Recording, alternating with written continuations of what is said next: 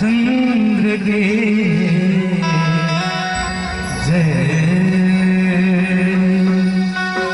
भाई बाबा तो भौसागर पार होकर बहुत सुंदर और सरल रास्ता निकाली का रामचरितमानस। भाई हो राम राम सुन के पढ़ के भौसागर पार जा सकते हैं।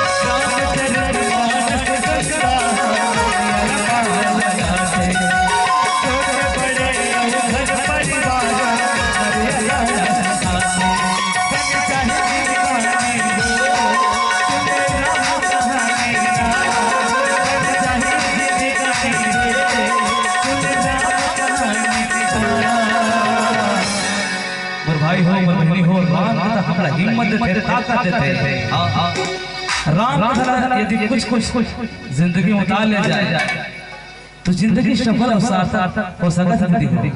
आज देखो एक चंदन का परिवार श्रीमद् भागवत के आयोजन करा है। अब एक चंद्रा का परिवार छठी को उपलक्ष्य में रामचरितमानस का आयोजन करा है। ये गांव की पुण्य मूर्ति हो राम भगवान के असर है जनाब के गांव में रामचरितमानस होता है।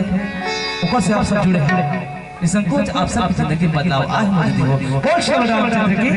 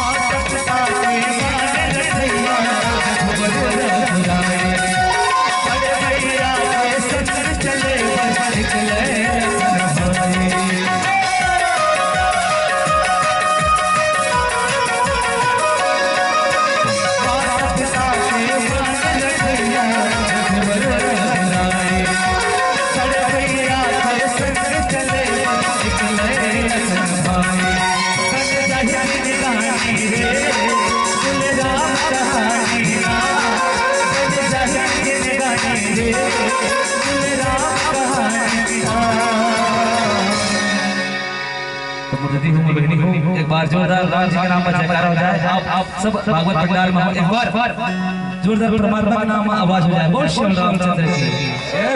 अब हमारे संचालक आ गए, हमें चिंता नहीं करना। है नहीं बहुत सुंदर हमारे आदरणीय गुरुदेव हमारे बड़े भैया संचालक महोदय के भी चरण में कोटि कोटि नमन वंदन अभिनंदन करता हूं, प्रणाम करता हूं। बोल श्री रामचंद्र की जय। तो सब लोग कहते हैं का